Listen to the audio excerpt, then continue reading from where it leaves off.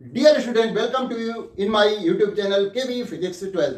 आज हम इस वीडियो में इलेक्ट्रिक फील्ड से रिलेटेड बेसिक कॉन्सेप्ट्स को समझेंगे और किसी इलेक्ट्रिक फील्ड में जो इलेक्ट्रिक फील्ड लाइंस हैं उनकी प्रॉपर्टी को डिटेल में समझेंगे। तो आइए जानते हैं कि इलेक्ट्रिक फील्ड क्या होती है।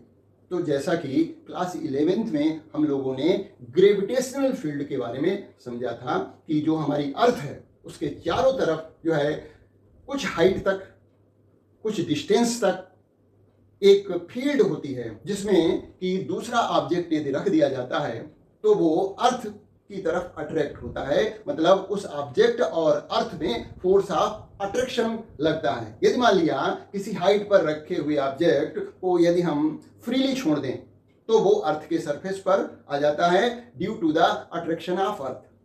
ऐसा ही कुछ मैग्नेटिक फील्ड में भी होता है। उसी तरह से यहां पर क्या है कि चार्ज है रखा हुआ और चार्ज के चारों तरफ का वो स्पेस जिसमें कि कोई दूसरा चार्ज रखा जाता है तो वो इलेक्ट्रोस्टैटिक फोर्स ऑफ अट्रैक्शन या रिपल्सन एक्सपीरियंस करता है। तो इसका मतलब है कि जो रखा गया चार्ज जो है वो इलेक्ट्रिक फील्ड में रखा है। तो उसकी डेफिनेशन है बेसिक, वो क्या है कि the space around a charge in which it's electrical effect can be experienced by any other charge is called electric field. हम यहाँ पर क्या है कि कोई चार्ज यदि मान लिया पॉजिटिव या नेगेटिव कैसा भी चार्ज हो उसको रखा जाता है।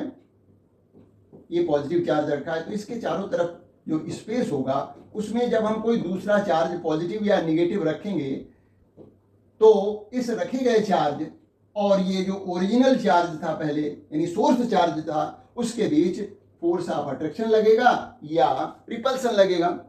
सिमिलर चार्ज होंगे तो रिपल्सन लगेगा और अपोजिट चार्ज होंगे तो अट्रैक्शन लगेगा। तो हम कहेंगे कि ये जो रखा गया चार्ज है वो इस सोर्स चार्ज की इलेक्ट्रिक फील्ड में रखा है और ये इलेक्ट्रिक फील्ड इस चार्ज से जो है इन्फिनिटी तक एक्सटेंड कर रही होगी। हालांकि इसकी जो वैल्यू होगी वो डिक्रीज होती जाती है as we move away from the source charge. तो वैल्यू का मतलब उसकी स्ट्रेंथ या कहें इलेक्ट्रिक फील्ड इंटेंसिटी।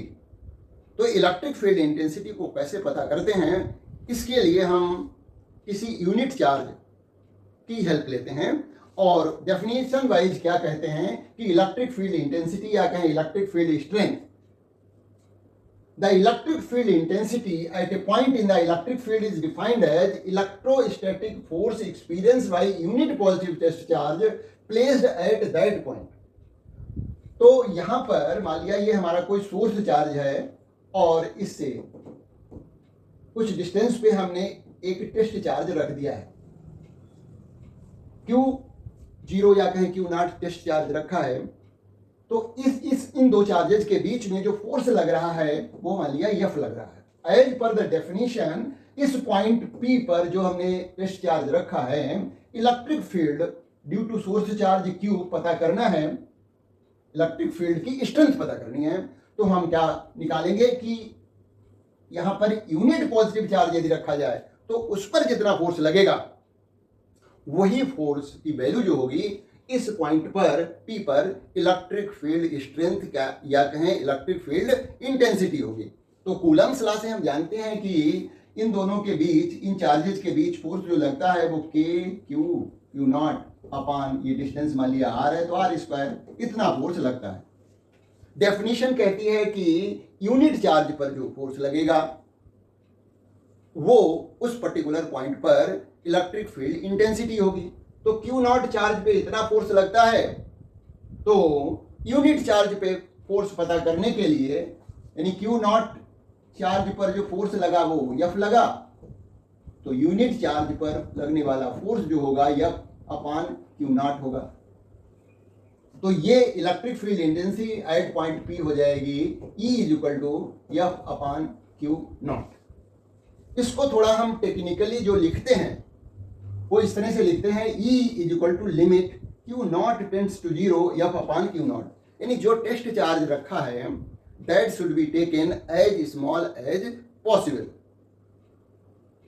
उसके लिए रीजन ये है कि जो टेस्ट चार्ज रखा हुआ है that charge should not modify the electric field produced by the source charge. मतलब वो जो रखा गया चार्ज टेस्ट चार्ज है वो अपनी इलेक्ट्रिक फील्ड इतनी न प्रोड्यूस कर दे कि जो सोर्स चार्ज जो है जो इलेक्ट्रिक फील्ड प्रोड्यूस कर रहा है वो मॉडिफाइड हो जाए, है ना। इसलिए टेस्ट चार्ज हम जो रखते हैं वो एज स्मॉल एज पॉसिबल लेते हैं और इसीलिए हम यहाँ पर ऐसे मैथमेटिकली लिख देते हैं कि E is equal to limit Q nought tends to 0 F upon Q nought. यानी बेसिक जो फार्मूला बनता है इलेक्ट्रिक फील्ड का वो E is equal to F upon Q ही है या कहीं Q नॉट है।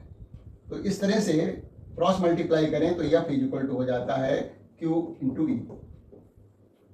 किसी चार्ज पर इलेक्ट्रिक फील्ड में लगने वाला force F is equal to QE होता है और यहां पर Q नॉट है तो Q नॉट कर देंगे। अब हम बात करेंगे इसकी डायरेक्शन की। देखिए इलेक्ट्रिक फील्ड क्या है, एक वेक्टर क्वांटिटी है और उस वेक्टर क्वांटिटी की डायरेक्शन निकालना हमें आना चाहिए, बिल्कुल किसी भी तरह का कंफ्यूजन नहीं होना चाहिए। तो यहां पर हमें इलेक्ट्रिक फील्ड क्योंकि वेक्टर क्वांटिटी है उसकी किसी पर्टिकुलर पॉइंट पर डायरेक्शन पता करनी है तो हम उसके लिए पता करेंगे कि किसी उस point per unit charge, unit positive charge पर फोर्स किस डायरेक्शन में लग रहा है। जिस डायरेक्शन में फोर्स लग रहा होगा किसी यूनिट पॉजिटिव चार्ज पर तो वही जो होगी डायरेक्शन हो जाएगी इलेक्ट्रिक फील्ड की। मतलब जैसे कोई चार्ज हमने लिया Q, है ना, और ये यहाँ पर हमें इलेक्ट्रिक फील्ड की डायरेक्शन पता करनी है, ये पॉजिटिव चार्ज है। तो हम यहाँ पर मन में अज्यूम करें कि ये यूनिट पॉजिटिव चार्ज है तो इस पर किस डायरेक्शन में फोर्स लगेगा due to this source charge. तो निश्चित रूप से यहाँ पर रिपल्सिव फोर्स लगेगा तो इस पॉइंट पर इलेक्ट्रिक फील्ड की डायरेक्शन जो होगी वो ये हो जाएगी। यदि मान लिया हमारा सोर्स चार्ज निगेटिव है तो यहाँ पर फिर से हम पॉजिटिव चार्ज रखेंगे, है ना, और पॉजिटिव चार्ज ये जो है इसकी तरफ को अट्रैक्ट होगा, मतलब फोर्स इस डायरेक्शन में लगेगा, है ना। तो इलेक्ट्रिक फील्ड की direction due to this negative charge at point P जो होगी वो राइट टू लेफ्ट हो जाएगी। तो इस तरह से इस कॉन्सेप्ट को अप्लाई करके हम न्यूमेरिकल्स प्रॉब्लम भी सॉल्व करेंगे। तो its direction at any point is same as the direction of the force experience by positive test charge placed at that point. तो कोई भी पॉजिटिव चार्ज टेस्ट चार्ज रख लीजिए, एज्यूम कर लीजिए और देखिए कि उस पर किस डायरेक्शन में फोर्स लग रहा है। जिस डायरेक्शन में फोर्स लग रहा होगा वही उस पॉइंट पर इलेक्ट्रिक फील्ड की डायरेक्शन हो जाएगी। अब यूनिट पता करनी है तो यूनिट तो फार्मूले से पता कर लेते हैं कि E इज इक्वल टू होता है F अपॉन Q नॉट। तो फोर्स की यूनिट जो है न्यूटन है और चार्ज की यूनिट कूलम है तो न्यूटन पर कूलम इसकी यूनिट हो गई, SI यूनिट हो गई। अब मान लिया हमें यदि डायमेंशन पता करनी है इलेक्ट्रिक फील्ड की तो भी हम इसी तरह से पता कर लेंगे क्योंकि E is equal to F upon Q nought है।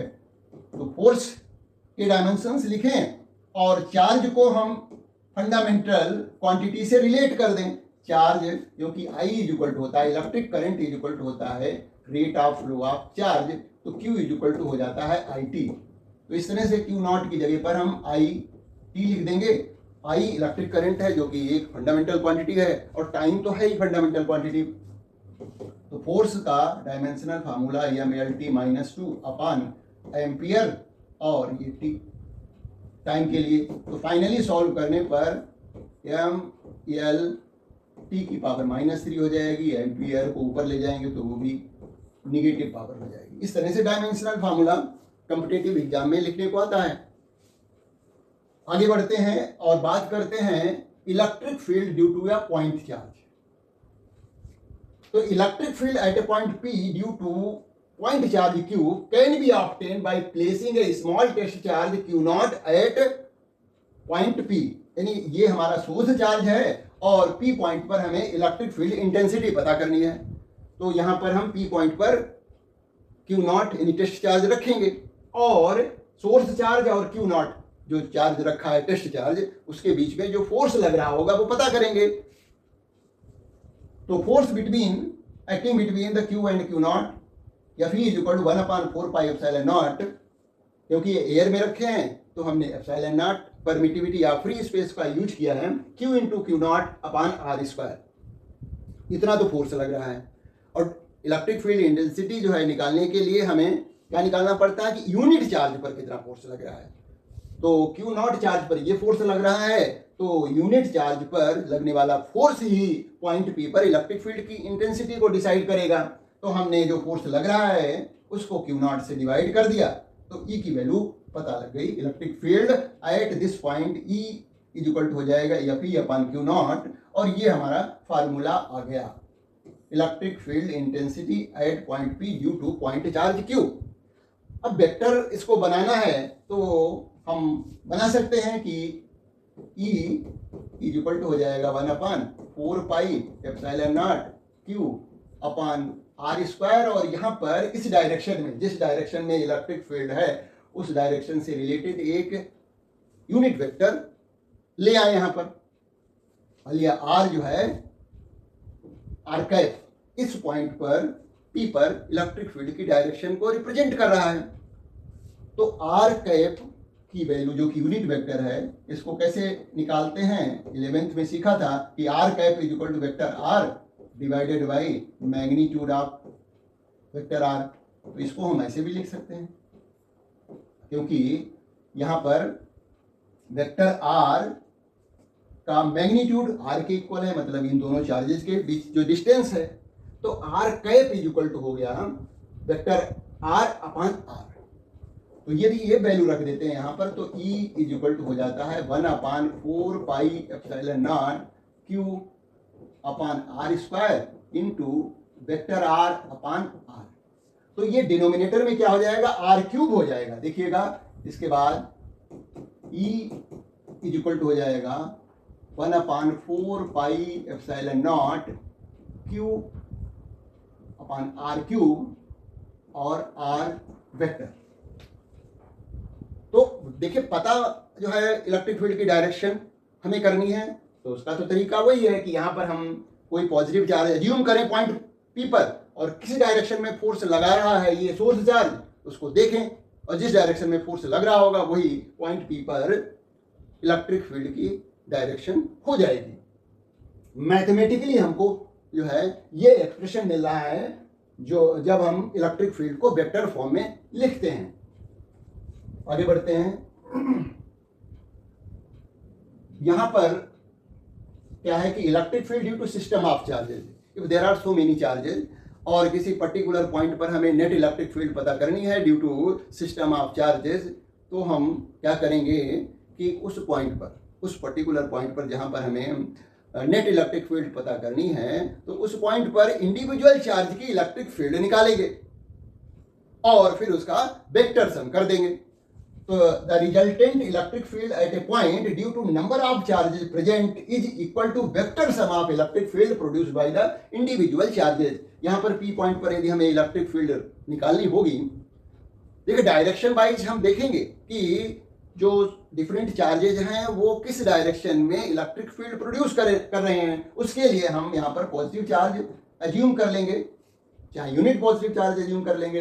तो यहाँ पर जैसे Q1 चार्ज है और इस यूनिट पॉजिटिव चार्ज के बीच जो फोर्स लग रहा होगा इस डायरेक्शन में, वही डायरेक्शन हो जाएगी electric field produce by the charge Q1, जो कि मैंने यहाँ पर E1 से शो किया है। इसी तरह से Q2 चार्ज की इलेक्ट्रिक फील्ड E2 हो गई, Q3 चार्ज की इलेक्ट्रिक फील्ड E3 हो गई, और इस तरह से nth यानी Qn चार्ज की इलेक्ट्रिक फील्ड En हो गई।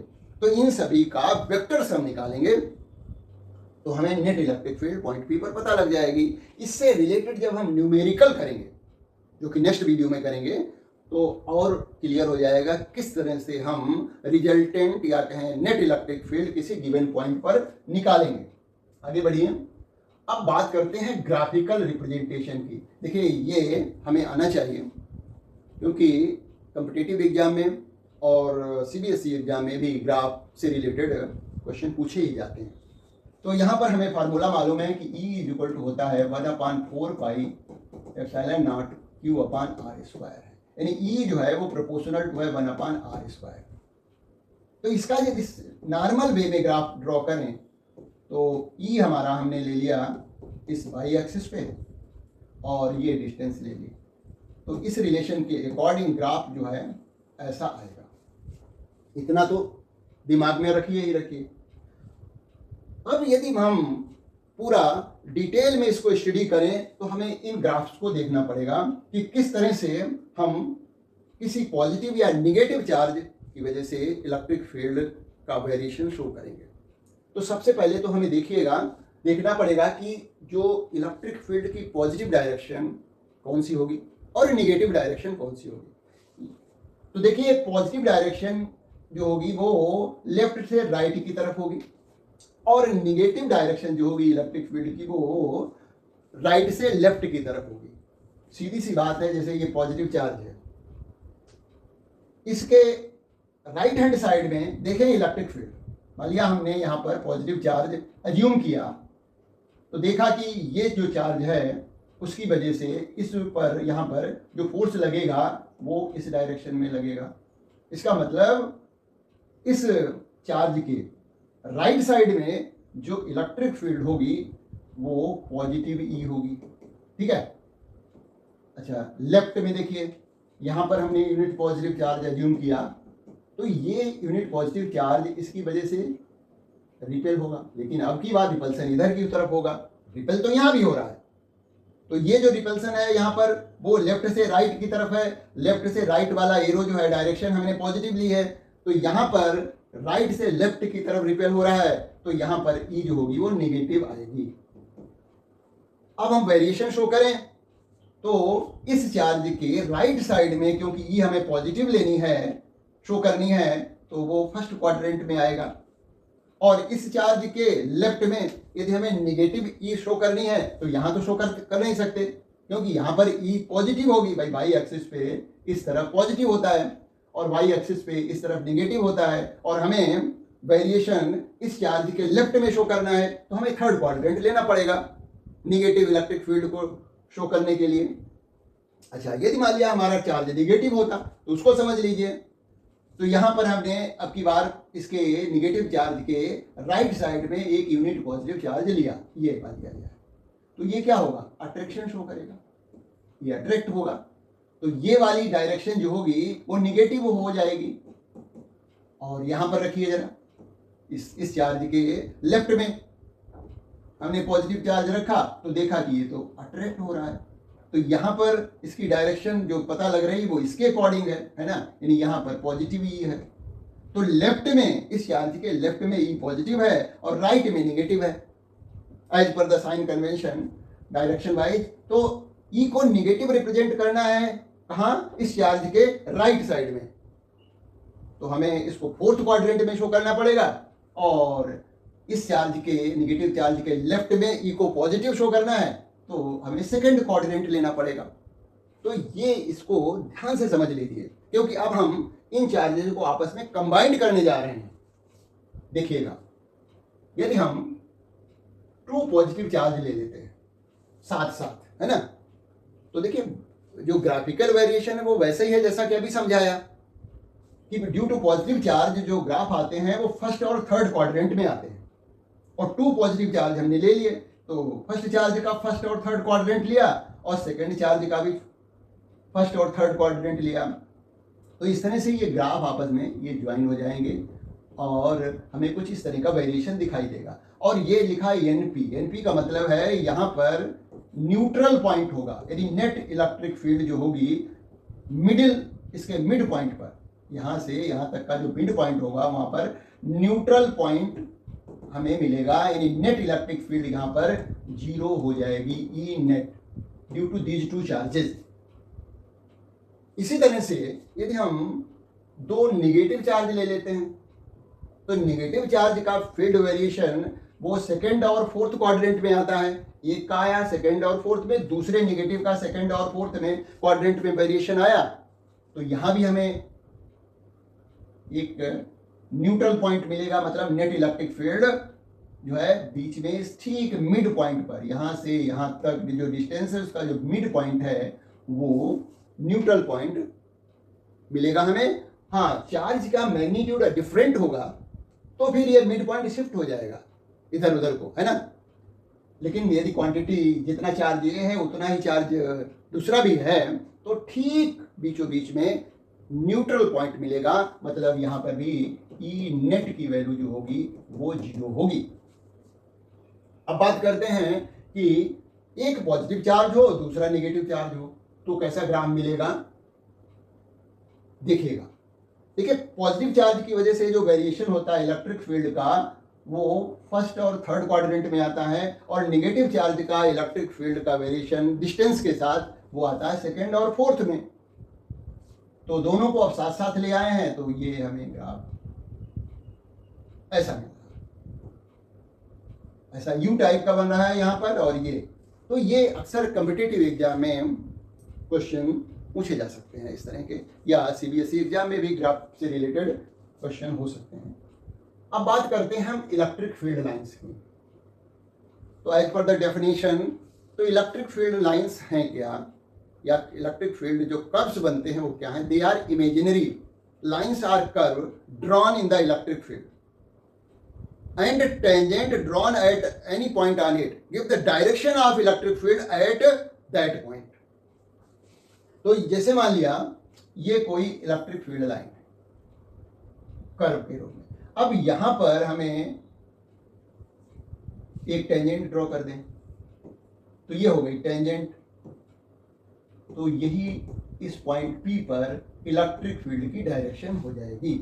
दे are imaginary lines curves drawn in the electric field and tangent drawn at any point on it gives the direction of electric field at that point. तो किसी भी electric field को visualise करने के लिए हम इलेक्ट्रिक फील्ड को show करते हैं। हालांकि ये कोई रियल में ऐसी लाइंस या कर्व्स नहीं होते हैं, वो इमेजिन करते हैं हम, और उसको बाय पिक्चर हमें शो करना है, यानी हमें विजुलाइज करना है इलेक्ट्रिक फील्ड को, तो हम इलेक्ट्रिक फील्ड लाइन ड्रॉ करके उसको शो कर सकते हैं। अब इन्हीं इलेक्ट्रिक फील्ड लाइन की प्रॉपर्टी, इस पर क्वेश्चंस भी पूछे जाते हैं, हम पूरा डिटेल में डिस्कस कर रहे हैं। तो पहला है कि दे प्रॉपर्टी है इलेक्ट्रिक फील्ड लाइंस की, they originate emerge from positive charge and terminate at negative charge, they are continuous curve without break. तो कोई भी जो इलेक्ट्रिक फील्ड लाइंस होगी वो पॉजिटिव चार्ज से ओरिजिनेट होगी इस तरह से, और नेगेटिव चार्ज पर टर्मिनेट होती हैं। ये नेगेटिव चार्ज है तो ये यहाँ पर इनका एंड होता है ऐसे, और ये कंटिन्यूअस कर्व होते हैं। कंटिन्यूअस स्ट्रेट लाइन भी हो सकती हैं, मतलब the lines or curve will be without break, उनमें कोई ब्रेक नहीं होगा, मतलब इस तरह से ऐसा नहीं होगा इस तरह से कोई लाइन हो। क्यों नहीं होगा? क्योंकि यहाँ पर यदि लाइन गायब है, एब्सेंट है, इसका मतलब यहाँ पर तो इलेक्ट्रिक फील्ड ही नहीं है। और किसी भी चार्ज के चारों तरफ जो स्पेस होता है वहां पर हम विजुलाइज करें इलेक्ट्रिक फील्ड लाइंस को या कहें इलेक्ट्रिक फील्ड को, तो ऐसा तो होगा नहीं कि कहीं पर इलेक्ट्रिक फील्ड है कहीं नहीं है, कहीं है कहीं नहीं है, तो वो तो कंटिन्यूअसली जो है इन्फिनिटी तक एक्सटेंड होती है। दूसरी प्रॉपर्टी है the tangent to the field line at any point give the direction of electric field at that point. ये तो बात हो चुकी है। This is also the path on which a positive charge tends to move if it is free to do so. मतलब यदि उस point पर इलेक्ट्रिक जहां जिस डायरेक्शन में हमने टेंजेंट ड्रॉ की है, जिस पॉइंट पर की है, वहां पर एक पॉजिटिव चार्ज फ्री रख दिया जाए, तो वो किस डायरेक्शन में मूव करेगा? जिस डायरेक्शन में इलेक्ट्रिक फील्ड होगी, क्योंकि पॉजिटिव चार्ज जो है experiences the force in the direction of electric field. तो जिस डायरेक्शन में टेंजेंट ड्रॉ की है वही डायरेक्शन इलेक्ट्रिक फील्ड की हो गई, और रखा गया पॉजिटिव चार्ज उसी डायरेक्शन में मूव करेगा। आगे बढ़ते हैं। देखिए, एक इंपॉर्टेंट प्रॉपर्टी है कि two lines never intersect. If it happens then two tangent can be drawn at that point. It shows two direction of electric field at that point, which is impossible. मतलब हमने figure में बना रखा है कि एक लाइन ये है और एक लाइन ये है, इलेक्ट्रिक फील्ड लाइंस हैं। तो इस पॉइंट ऑफ इंटरसेक्शन पर हम टेंजेंट ड्रॉ करें, एक टेंजेंट ये हो गया और एक टेंजेंट ये हो गया। तो इस पॉइंट P पर इलेक्ट्रिक फील्ड की दो डायरेक्शन हो गई, E1 ये हो गया, E2 ये हो गया। इसका मतलब ये हुआ कि यदि हम पॉजिटिव चार्ज यहाँ पर रख देंगे तो वो इधर भी मूव करेगा, इधर भी मूव करेगा, है ना। तो ऐसा तो पॉसिबल है नहीं कोई एक पर्सन साइमल्टेनियसली दो डायरेक्शन में जा रहा हो, है ना। वो तो किसी एक ही डायरेक्शन में जा पाएगा, है ना। तो इसका मतलब पॉइंट P पर टू डायरेक्शन इम्पॉसिबल हो जाएगी। It means two electric field line can not intersect each other. आगे एक और इंपॉर्टेंट प्रॉपर्टी है, वो है the electric lines of force start or ends normally from the surface of conductor. किसी चार्ज कंडक्टर के सरफेस से जो इलेक्ट्रिक फील्ड लाइन इमर्ज होंगी या टर्मिनेट होंगी वो परपेंडिकुलर टू द सरफेस होगी। तो उस कंडक्टिंग बॉडी के सरफेस के perpendicular electric field line emerge या टर्मिनेट हो रही होगी। ऐसा क्यों है? If they not do so, यानी परपेंडिकुलर नहीं इमर्ज हो रही हैं, इस तरह से मान लिया ये पॉजिटिवली चार्ज बॉडी है, इसकी सरफेस से परपेंडिकुलर इमर्ज हो रही हैं, होनी चाहिए। लेकिन बाई चांस अब हम कहें कि नहीं, इलेक्ट्रिक फील्ड जो है वो इस सरफेस के परपेंडिकुलर नहीं है, तो क्या करना पड़ेगा हमें? इस इलेक्ट्रिक फील्ड के दो कंपोनेंट निकालेंगे। एक तो इस परपेंडिकुलर के अलोंग लेंगे तो ये हो जाएगा E cos थीटा, और दूसरा कंपोनेंट इस सरफेस के अलोंग होगा rectangular component E sin theta. तो ये इलेक्ट्रिक फील्ड के दो कंपोनेंट हो गए, और कंडक्टिंग बॉडी के सरफेस पे फ्री इलेक्ट्रॉन्स होते हैं। तो due to this component of electric field उन पर फोर्स लगेगा। कितना फोर्स लगेगा? QE के इक्वल लगेगा, QE, और E की वैल्यू इतनी है, और चार्ज ऑन इलेक्ट्रॉन E मान लेते हैं, तो E sin थीटा फोर्स लगेगा जो कि इस सरफेस में इलेक्ट्रॉन होंगे। तो every electron experiences this much force, ठीक है। इस फोर्स की वजह से क्या होगा कि वो इलेक्ट्रॉन मूव करने लगेगा, and it will constitute the current. By movement of electron, continuous movement of electron constitute the current. तो इसके सरफेस में इलेक्ट्रिक करंट फ्लो करने लगेगा, और वो पॉसिबल तो है नहीं इलेक्ट्रोस्टैटिक कंडीशन में कि किसी बॉडी को हम चार्ज कर दें, कंडक्टिंग बॉडी को, और तो उसके सरफेस पे करंट फ्लो करने लगे। तो ऐसा इम्पॉसिबल है। करंट फ्लो करने का मतलब इलेक्ट्रिसिटी जनरेट होना, इलेक्ट्रिसिटी जनरेट होने का मतलब हुआ कि एनर्जी जनरेट होना, जनरेट होने का मतलब क्रिएट होना। तो वैसा तो energy can not be created nor be destroyed. तो इस तरह से जो इलेक्ट्रिक फील्ड लाइंस होंगी वो किसी भी कंडक्टिंग बॉडी के सरफेस से परपेंडिकुलर ही इमर्ज होंगी। तो यही बात यहाँ पर बताई गई है। If they not do so, यानी परपेंडिकुलर इमर्ज नहीं हो रही है, then there will be a component of electric field along the surface and electron present there will experience a force and start moving which constitute electric current. It is impossible in electrostatic situation. आगे बढ़ते हैं। अगली property वो है कि the electric field lines are parallel and equally spaced in uniform electric field. तो यदि हमें यूनिफॉर्म इलेक्ट्रिक फील्ड शो करनी है तो हम इस तरह से यूनिफॉर्म इलेक्ट्रिक फील्ड को शो करते हैं, पैरेलल लाइंस ड्रॉ करते हैं, एरोज ड्रॉ करते हैं, और वो इक्वली स्पेस्ड होते हैं। The relative closeness of electric field line shows the relative strength of electric field in the region.